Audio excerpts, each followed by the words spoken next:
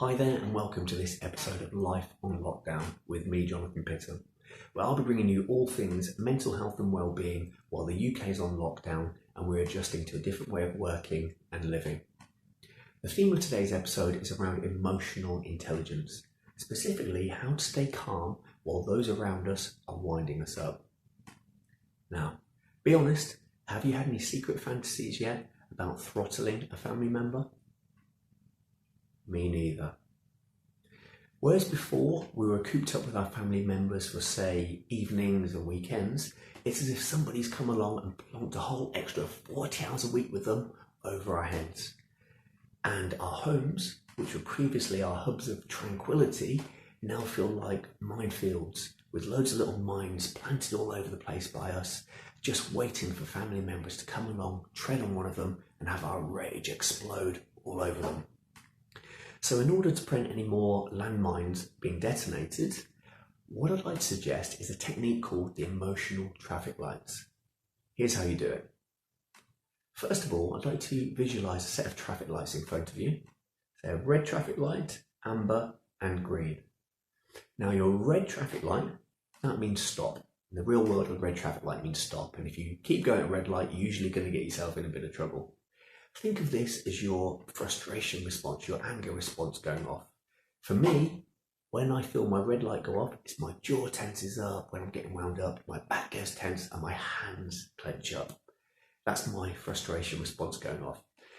If we act at our red light, that's what we commonly call a reaction. For example, have you ever sent an email out and then regretted it 30 minutes later? Yeah, that's what we call a reaction. That's because you sent it at red, or the adrenaline was circulating through your veins, through your body.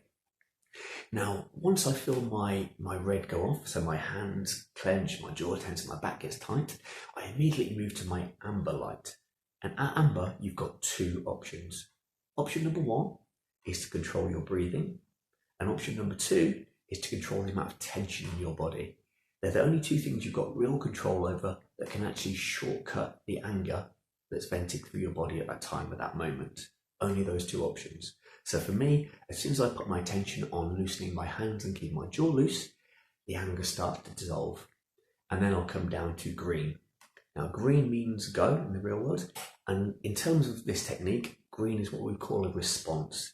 This is that 30-minute later feeling.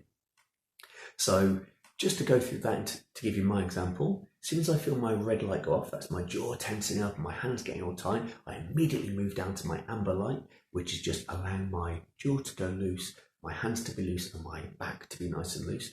And then I come down to green, where I can then choose which response I'm going to use. Now, people who are more emotionally intelligent will tend to act from green, and when we're a bit less emotionally intelligent, we'll tend to act from red.